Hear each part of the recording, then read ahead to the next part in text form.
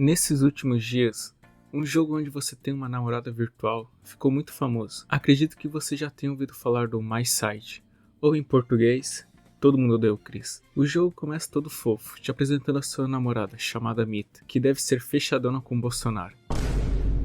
Depois de um tempo, o jogo começa a ficar meio estranho, e a história vai se mostrando extremamente bem feita e com plots muito interessantes. E claro, o jogo todo em si é uma experiência muito boa e única. Mas não é sobre o jogo em si que eu quero falar sobre, e sim sobre esse tema específico de garotas malucas, as chamadas yanderes, que basicamente é uma pessoa que tem um amor doentio, e Mita é uma dessas garotas que parecem serem fofas, mas que no fundo tem vários laços e traços de personalidades, como ser possessiva, psicótica e vários outros fragmentos de personalidades problemáticas. E claramente uma das inspirações para a mesma vem de uma das mais conhecidas por ser maluca e possessiva. E eu tô falando dela, Mônica de Doki Doki.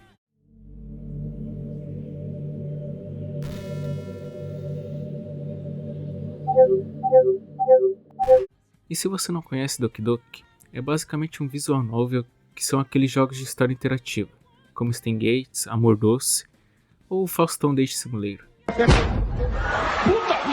E esse jogo, assim como o My Side, começa fofo e parece ser mais um romance colegial, onde você entra num clube de literatura que sua amiga de infância participa. Lá temos 4 integrantes. Sua amiga de infância Sayori, além dela temos a Yuri, Natsuki, melhor garota inclusive, e a presidente, ou presidenta, Mônica.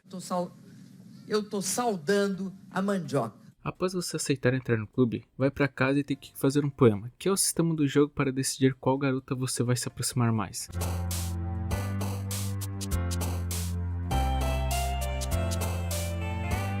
E o jogo continua assim por um tempo, você interagindo com as garotas e lendo os poemas delas, até que a Mônica começa a mostrar suas garras, e acontecer um momento que muda todo o jogo. Tá ligado? Mas ela me deixa sem escolha. Eu gentilmente abro a porta.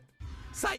Então o jogo de romance colegial vira um jogo de terror psicológico, onde Mônica fala com você através das pastas do jogo. E quando esse jogo lançou foi simplesmente um estouro. O gênero visual novel não é um dos mais aclamados no mundo dos jogos, pelo contrário, eu diria que é um dos menos jogados. E Doki Doki furou a bolha de maneira bizarra. Todo mundo fez vídeo na época, seja jogando ou criando as teorias mais complexas possíveis. E muito do sucesso do jogo vem do fato da Mônica flertar com essa dualidade, de aparentar ser fofa, mas no fundo ser uma maluca do caralho. E isso é um dos maiores pontos de Doki Doki. Todas as 4 garotas têm problemas. Seja a Mônica sabendo que está em um jogo e ficando maluca, como ela mesma relata em seus poemas, e se sentindo insuficiente, como ela diz na DLC, que conta como o clube é fundado, ou Sayori tendo uma depressão e não saber como lidar com isso, ou Yuri que se automutila e a Natsuki que sofre abusos pelo seu pai. E claro, todas ficam com suas características mais exageradas por culpa da Mônica, que vai aos poucos enlouquecendo cada vez mais. Mas o que Doki Doki e My Side tem de tão comum, além da Mita ser muito parecida com Mônica? Apesar da Mônica ter seus motivos para ser uma yandere, já que ela é a única com consciência no jogo, apesar que na DLC nos é mostrado que as 4 garotas fazem parte do experimento secreto, mas isso é assunto para outro vídeo. E um dia eu ainda gostaria de fazer um vídeo só sobre a lore de Doki Doki, que é maravilhosa. Também temos essa temática de termos um lugar confortável. Em Doki Doki é um clube, onde você está com seus amigos, e My Side é em casa com sua namorada. E essa temática de local que é confortável para você parece ser uma nova moda de jogo de terror, como os jogos de terror em locais infantis. Pop Playtime e Garten of Bambam são exemplos disso. As pessoas parecem gostar muito dessa ideia de terror fofo, por assim dizer. E apesar de Pop e Garten serem jogos bem ruinzinhos, fizeram muito sucesso, então essa ideia de jogo dá certo mesmo o jogo sendo meio medíocre.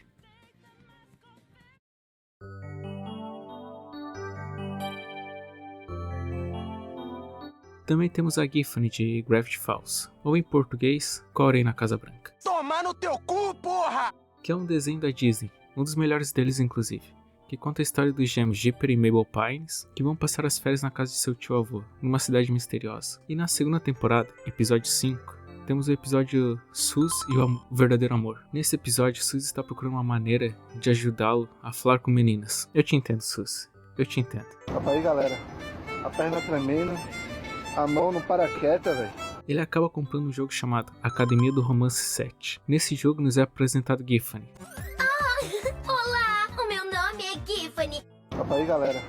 A perna tremendo. Que é mostrado como interesse amoroso do protagonista. E parece ser só uma garota fofa. A história do episódio segue com o Sus ficando mais nervoso perto de mulheres. Sei bem como é isso, Sus, eu sei bem. Opa aí, galera. E se aproximando mais de Giffany, que fica mais obcecada por ele. Até que ele conhece uma garota e tenta terminar com Giffany. Sim, ele tenta terminar com um jogo. Mas obviamente Giffen não aceita isso bem e acaba começando a enlouquecer.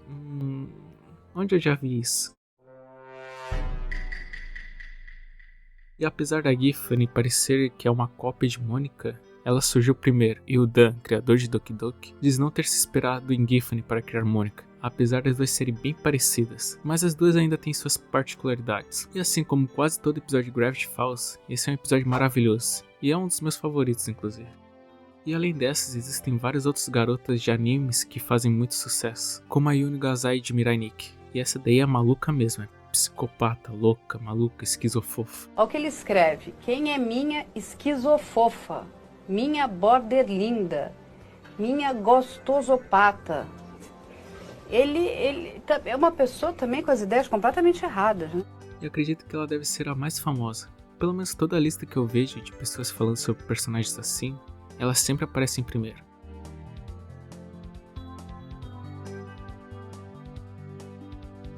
Mas por que esse tipo de garota faz tanto sucesso? Bom, o primeiro ponto que devemos levar em conta é que esse tipo de personagem é criado para agradar o público jovem masculino. Claro que qualquer um pode gostar desses personagens, mas o foco é nesse público. E a maioria dos jovens que gostam desses personagens são meio antissociais. E não é querendo generalizar ou rotular isso. É apenas como eu enxergo e acredito que seja o motivo. E por sentir essa dificuldade de interagir, eles acabam gostando dessas personagens, que parecem ser fofas e quando sentem amor por alguém ficam extremamente doentias. E bom, pessoas sozinhas podem acabar achando isso algo bom, apesar de não ser. Mas eu acredito que isso sejam poucas pessoas, a maioria pode gostar dessas personagens, porque elas geralmente têm um papel muito importante na sua obra. A Yuno Gazai é um exemplo disso. Ela é basicamente um dos únicos pontos positivos de Mirai Nikki. E personagens com essa personalidade sempre têm cenas marcantes, como a Yuri em Doki Doki, quando ela vai se declarar pra você, e independente de qual for sua resposta, ela fica maluca de vez.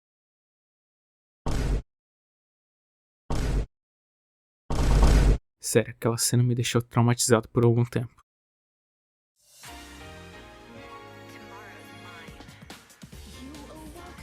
Eu, por exemplo, gosto dessas personagens por elas fugirem geralmente do padrão de personagem de uma obra. As cenas com personagens assim são sempre algo único e fogem do padrão da obra. Eu sinceramente acho personagens assim mais interessantes do que personagens que são extremamente tímidos ou que só sabem gritar. Eu sinceramente amo quando o personagem é único em uma obra e tem seus defeitos. Eu sou contra aqueles personagens que são sempre perfeitos e sem carisma. E acredito que muitos gostam desses personagens por eles serem assim, bem distintos do que é a obra como um todo. E claro, não posso falar de Yandere sem falar do jogo mais famoso e polêmico sobre isso, o Yandere Simulator. E se você não conhece esse jogo, sinto em dizer, mas provavelmente você mora numa caverna. Na verdade, pensando bem, se você não conhece esse jogo, quer dizer que você sai de casa, tem uma vida social boa, então parabéns, continue assim. Yandere Simulator é um jogo sobre uma garota que ama seu senpai e decide eliminar qualquer garota que ela acredite que goste ou sente atração por ele. E esse jogo é a maior prova que personagens sim fazem sucesso, porque esse jogo, desde quando começou, tem polêmica atrás de polêmica. Mas como diria Jack Stripador,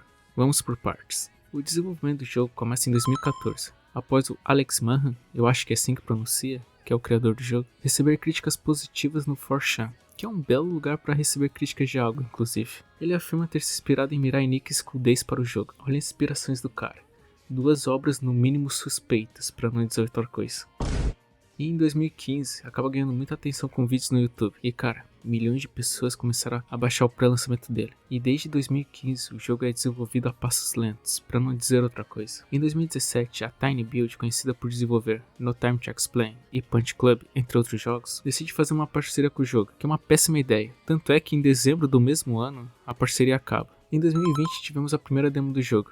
Sim, 6 anos após o começo do desenvolvimento, temos a primeira demo, que contém apenas uma rival de várias que o criador prometeu. E no meio de 2024 tivemos a segunda rival, ou seja, ainda tem 4 anos de diferença de uma para outra. Então já deu para ver que esse jogo é simplesmente uma forma do criador de arrecadar dinheiro dos fãs. E claro, desde quando o jogo foi anunciado ele recebeu críticas. Afinal, o jogo se passa numa escola e você mata alunas das formas mais brutais. Fora cenas sexuais explícitas, tipo você ficar tirando foto da calcinha das garotas. Teve gente que fez tese de doutorado acusando o desenvolvedor de ser transgressivo, ou pessoas criticando o fato de você matar gatos para evitar a polícia no jogo. Tem isso no jogo. Fora todas as polêmicas e acusações ao jogo, ele também foi banido da Twitch em 2016 e permanece banido até os dias de hoje. E o ponto mais preocupante desse jogo, as alegações ao Alex.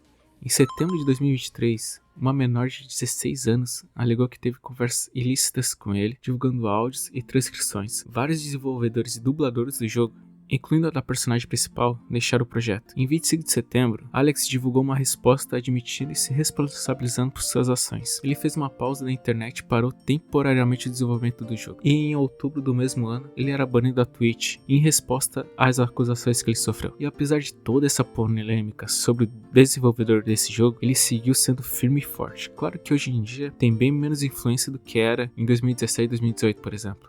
Mas ainda assim tem influência, o que é meio bizarro se você for ver o tanto de merda que tem nesse jogo. E bom, eu posso ficar aqui horas e horas tentando achar um motivo que faça sentido porque as pessoas gostam tanto de personagens assim. Mas no final a resposta mais simples e provavelmente a melhor é que é muito interessante ver a dualidade de uma personagem fofa e maluca. É sempre um plot muito legal de se ver quando bem feito. Como é o que acontece com a Yuno Gazai em Mirai Nikki. Apesar do anime ser bem ruinzinho, ela ainda é muito adorada. Mas lembre-se, isso é divertido em obras de ficção. Quando isso acontece na vida real, é um pesadelo. Então fique longe de esquizofofos. Bom, esse foi o vídeo de hoje, de um tema meio aleatório, mas era algo que eu fiquei pensando enquanto eu jogava My Side. E eu queria falar sobre isso. Enfim, espero que você tenha gostado. Tudo de melhor sempre e um breve adeus.